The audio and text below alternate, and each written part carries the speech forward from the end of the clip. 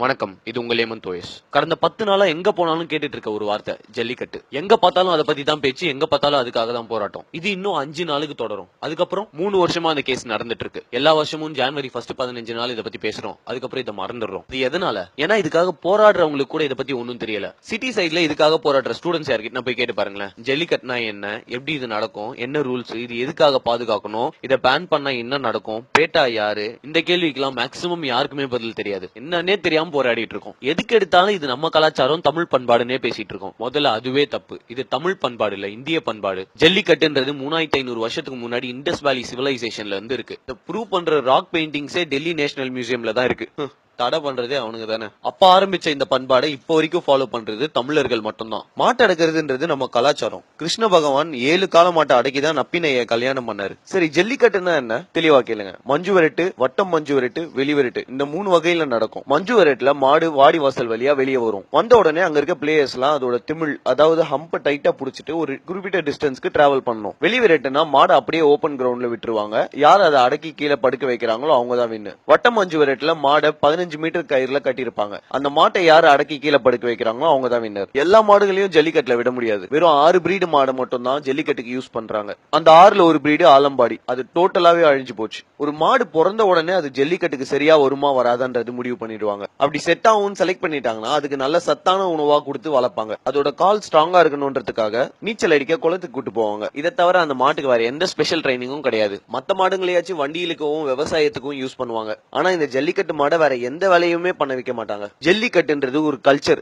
Entertainment கிடையாது. Tourism develop பண்ணுன்றதுக்காக government தான் அதை என்டர்டெயின்மெண்டா மாத்திட்டாங்க. இந்த பீட்டா நாய்ங்க யாரு, எங்க இருந்து வந்தாங்க, நம்ம கலாச்சாரத்துக்கு அவன் எதுக்கு பேன் பண்றான்? இந்த பீட்டா ஆர்கனைசேஷன் 2004ல இருந்து ஜல்லிக்கட்டை பேன் பண்ண சொல்லி கேஸ் நடத்திட்டு இருக்காங்க. அந்த கேஸ் 2014ல முடிவுக்கு வந்து சுப்ரீம் கோர்ட் ஜல்லிக்கட்டை பேன் பண்ணிட்டாங்க. நம்ம மாட்டை துன்புறுத்துறோமா, சாராயம் ஊத்தி தான் அதுக்கு வெறியேத்துறோமா, பாலை கடிக்கிறோம், கண்ணுல மிளகா பொடி தூக்குறோம், அடிக்கிறோம், குத்துறோம், கும்பலா அது மேல தாவுறோம், அப்படி இப்படின்னு இஷ்டத்துக்கு எல்லாத்தையும் அவன் சொல்றானுங்க. மாட்டோட நல்லதுக்காகன்னு பேசுனீங்கன்னா இந்தியால நடக்கிற பீஃப் ட்ரேட நிப்பாட்டுங்க. அது மாட்டாங்க. ஏன்னா 10,000 கோடி ரூபாய் ஒரு வருஷத்துக்கு அதுல சம்பாதிக்கிறாங்க.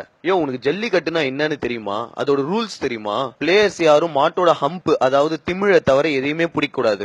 டைம்ல ஒருத்த மட்டும் தான் மாட்டை பிடிக்க முடியும். 2 பேரா மாட்டு மேல குதிச்சா அவங்க டிஸ்குவாலிஃபைடு, வால் பிடிச்சா டிஸ்குவாலிஃபைடு. களத்துல இறக்கிறதுக்கு முன்னாடி மாட்டோட ஹெல்த்தையும் பிளேயரோட ஹெல்த்தையும் செக் பண்ணிட்டு தான் இறக்குவாங்க. இதை டிஸ்ட்ரிக்ட் கலெக்டர் முன்னாடி கவர்மெண்ட் வெட்டினரி டாக்டர் தான் பண்ணுவாரு. இந்த ஈவென்ட் நடக்கிறப்போ அங்க அனிமல் வெல்ஃபேர் போர்ட் மெம்பர்ஸ் இருப்பாங்க. இத்தனை வருஷத்துல பிளேயர்ஸ்க்கு அடிபட்டுச்சுன்னு வேணா நியூஸ் வந்திருக்கலாம். ஆனா ஒரு மாட்டு கூட இது வரைக்கும் அடிபட்டது இல்ல. மாட்டுக்கு அடிபட்டா அந்த ஈவெண்டே கேன்சல் பண்ணிடுவாங்க. மொத்த ஈவென்ட்டும் வீடியோ ரெக்கார்ட் பண்ணி அது கவர்மெண்ட்டுக்கு சப்மிட் பண்ணுவாங்க. மாட்டை அடிக்கிறதுனால தான் அது காட்டுத்தனமா ஓடுதுன்னு சொல்றாங்க. ஆனா அது அப்படி கிடையாது. களத்தோட ஆப்போசிட் கார்னர்ல மாட்டோட ஓனர் நின்னு சிக்னல் கொடுப்பாரு. அந்த கால ஓனர் கிட்ட ஓடி போவோம். அந்த மாதிரி தான் அதை ட்ரெயின் பண்ணிருப்பாங்க. 2009ல வந்த ஜல்லிக்கட்டு ஆக்டுக்கு அப்புறம் தமிழ்நாட்டுல ஜல்லிக்கட்டு ரொம்ப ஆர்கனைஸ்டா நடந்துட்டு இருக்கு. சரி, ஜல்லிக்கட்டை பேன் பண்றதுக்கு ரொம்ப கேவலமான ரீசன்லாம் நீங்க சொல்லிட்டீங்க. அதுக்கு நாங்க ஜஸ்டிபிகேஷன் கொடுத்துட்டோம். அது எதுக்கு பேன் பண்ண கூடாதுன்னு நான் சொல்றேன். இதுக்கு முன்னாடி 10 லட்சம் காங்கேயம் மாடு இருந்த நம்ம நாட்டுல இப்போ 15,000 மட்டும் தான் இருக்கு. முன்னாடி எண்ணிக்கையின்படி 4 பசுமாட்டுக்கு ஒரு கால இருந்தது. இப்ப 8 பசுமாட்டுக்கு ஒரு கால தான் இருக்கு. முன்னாடி 130 பிரீடு இருந்த நம்ம நாட்டுல இப்ப 30 பிரீடு தான் உயிரோட இருக்கு. அதிகமா பால் சுரக்கணும்ன்ற ஒரே காரணத்துக்காக ஃபாரின்ல இருந்து ஜெர்சி மாடுகளை கொண்டு வர ஆரம்பிச்சிட்டாங்க. பசுமாடுகளுக்கு அதிகமா பால் சுரக்கணும்ன்ற ஒரே காரணத்துக்காக மத்த நாட்டு கால மாட்டோட விந்தை எடுத்துட்டு வந்து இங்க ஆர்டிபிஷியல் இன்செமினேஷன் மூலமா நம்ம மாட்டு கொடுத்துட்டு இருக்காங்க. இப்ப கூட நம்ம தமிழ்நாட்டு கவர்மெண்ட் 12,000 ஜெர்சி மாடுகளை ஃப்ரீயா கொடுத்திருக்காங்க ஏழைகளுக்கு. இந்தியால இருக்க மத்த இடத்துல எல்லாம் கொஞ்சம் கொஞ்சமா கால மாட்டை அழிச்சிட்டு வந்துட்டாங்க. தமிழ்நாட்டுல குறையாம இருக்கிறதுக்கு ஒரே காரணம் ஜல்லிக்கட்டு. இந்த ஜல்லிக்கட்டை பேன் பண்ணிட்டா ரூரல் எக்கானமி எவ்வளவு அடி வாங்கும் தெரியுமா? இந்தியால 68% மாடு சின்ன சின்ன விவசாயிங்க கிட்ட தான் இருக்கு.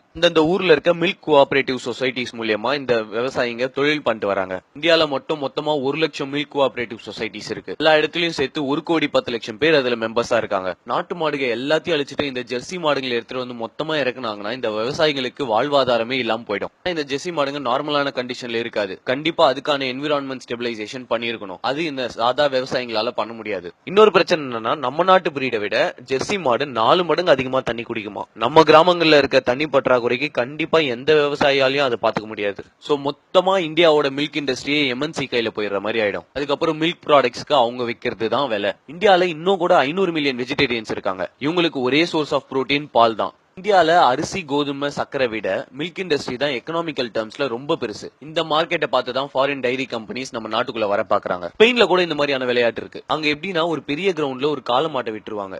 ஒவ்வொரு கத்தியா அதோட முதுகுல குத்தி குத்தி துடிக்க துடிக்க அதை சாவடிப்பாங்க. இன்னொரு கல்ச்சர் என்னன்னா மாட்டோட கொம்புல தாறு கட்டி எரிய வச்சிருவாங்க. அந்த தாறு கொஞ்சம் கொஞ்சமா உருகி மாட்டோட மூஞ்சி ஃபுல்லா பரவும்.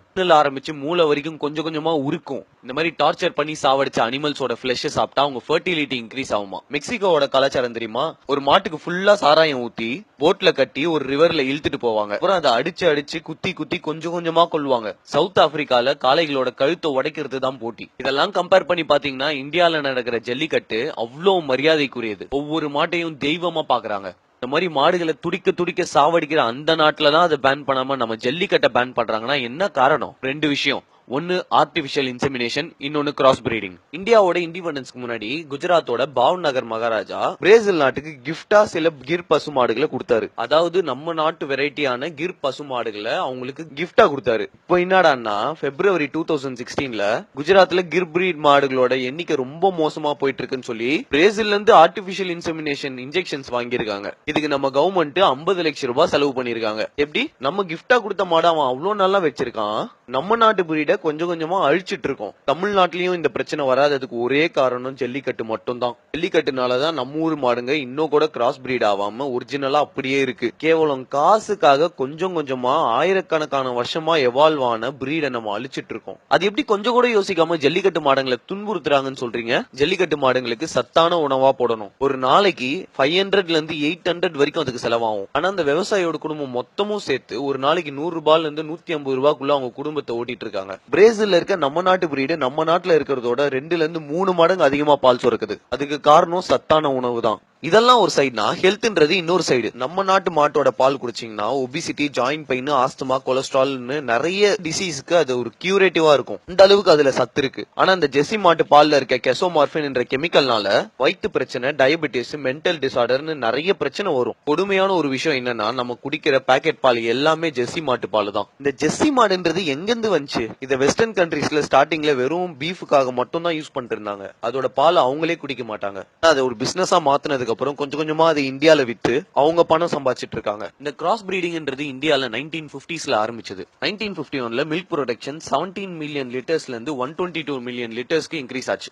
அப்பாடி அவ்வளவான்ற மாதிரி தான் இருக்கும். ஆனா அந்த டைம்ல நம்ம நாட்டுல இருந்த 2 கோடி மாடுகளோட அவுட்புட்னு பார்த்தா அது ரொம்ப ரொம்ப கம்மி. அங்க இருந்து 10 வருஷத்துல இன்னும் 180 டன் எக்ஸ்ட்ராவா தேவைன்ற மாதிரி நேஷனல் டைரி டெவலப்மெண்ட் போர்டு கணிச்சாங்க. இங்கதான் ஆரம்பிச்சது அந்த கிராஸ் பிரீடிங்கோட பிரச்சனை. இந்தியாவோட மார்க்கெட் சைஸ் பார்த்த வெளிநாட்டு டைரி கம்பெனிஸ் கவர்மெண்டோட கான்ட்ராக்ட் போட ஆரம்பிச்சாங்க. அவங்க நாட்டு மாட்டை நம்ம நாட்டு மாட்டோட கிராஸ் பிரீட் பண்றது தான் அந்த கான்ட்ராக்ட். இதுக்கு ஆரம்பத்துல நிறைய பேர் ஒத்துக்கல. இதை அக்செப்ட் பண்ணவங்களுக்கு ராஜமரியாதை கொடுத்தாங்க. ஃப்ரீயா ஃபாரின் ட்ரிப் கூட்டு போனாங்க. அவங்க பசங்களுக்கு வெஸ்டர்ன் யூனிவர்சிட்டிஸ்ல ஸ்காலர்ஷிப் கொடுக்க ஆரம்பிச்சாங்க. இதெல்லாம் பார்த்து ஆசைப்பட்டு கொஞ்சம் கொஞ்சமா மத்தவங்களும் இந்த கிராஸ் பிரீடுக்கு ஒத்துக்க ஆரம்பிச்சாங்க. 1962ல கேரளால லைஃப் ஸ்டாக் ஆக்ட் ஒன்னு எடுத்துட்டு வந்தாங்க. அதன்படி எந்த விவசாயியும் காலமாடு வச்சு கூடாது. அப்படி வச்சிருக்கிறது அக்ரி இன்ஸ்பெக்டர் பார்த்தா வந்து அதை இன்ஃபர்டைல் பண்ணிடுவாங்க. வேற வழியே இல்லாம ஆர்டிபிஷியல் இன்செமினேஷன் மூலமா கேரளால இருக்க விவசாயிங்க கிராஸ் பிரீட் பண்ண ஆரம்பிச்சாங்க. இது கொஞ்சம் கொஞ்சமா நாடு ஃபுல்லா பரவிச்சு. பஞ்சாப்ல இப்ப மொத்தமா இருக்க 1 லட்சம் மாடுல 80,000 மாடு கிராஸ் பிரீட் தான். மாதிரி இந்தியால இருக்க ஒவ்வொரு ஸ்டேட்டும் ஒவ்வொரு கண்ட்ரியோட கான்ட்ராக்ட் போட ஆரம்பிச்சிட்டாங்க. இந்த அளவுக்கு மோசமா தமிழ்நாட்டுல போவாததுக்கு ஒரே காரணம் ஜல்லிக்கட்டு. இது மத்தவங்க எதிர்த்தா கூட பரவாயில்ல, நம்ம இந்தியன்ஸே இதை எதிர்க்கிறது தான் கேவலமான ஒரு விஷயம். ஜல்லிக்கட்டு மட்டும் தான் நாட்டு மாடுகளை காப்பாத்துற ஒரே வழி.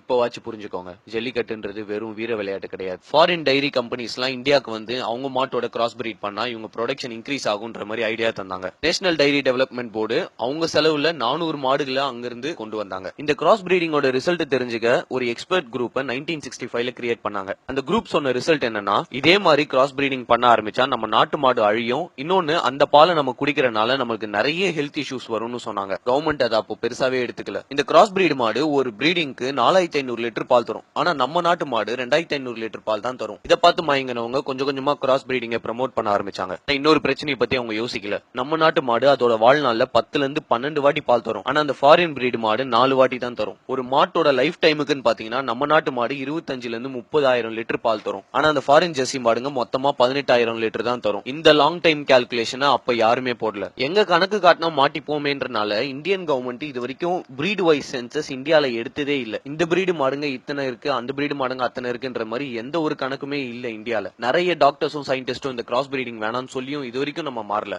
இந்தியாவோட 11th 5 இயர் பிளான்ல கூட ஆர்டிபிஷியல் இன்செமினேஷனுக்காக வெளிநாட்டு காளையோட 40 மில்லியன் ஸ்பெர்ம் டோஸ் கொண்டு வந்தாங்க. நம்ம நாட்டோட டைரி இண்டஸ்ட்ரியவே அழிச்சிட்டு இருக்கோம். இதை தாங்கி பிடிக்கிற ஒரே ஒரு பில்லர் ஜல்லிக்கட்டு மட்டும்தான். தமிழ்நாட்டுல ஜல்லிக்கட்டு ஆடுற ஒவ்வொருத்தரும் மாட்டை சொந்த பையன் மாதிரி பாத்துக்கிறாங்க. அதுகிட்ட அவ்வளோ பாசமா இருக்காங்க. அவங்க குடும்பத்துல ஒருத்தரா நினைக்கிறாங்க. கொஞ்சம் கொஞ்சமா அழிய விட்டதெல்லாம் போதும். இனிமே இருக்க மிச்சம் மீதியாச்சும் காப்பாத்துவோம். நம்ம நாட்டு மாடுங்க, நம்ம பொருளாதாரம், நம்ம கலாச்சாரம், இது எல்லாத்தையும் அழிக்க நினைக்கிறவங்க கிட்ட இதுக்கு மேலயும் அடங்கி போக வேணாம். என்ன ஆனாலும் சரி, நம்ம ஜல்லிக்கட்டை விட்டு கொடுக்க கூடாது.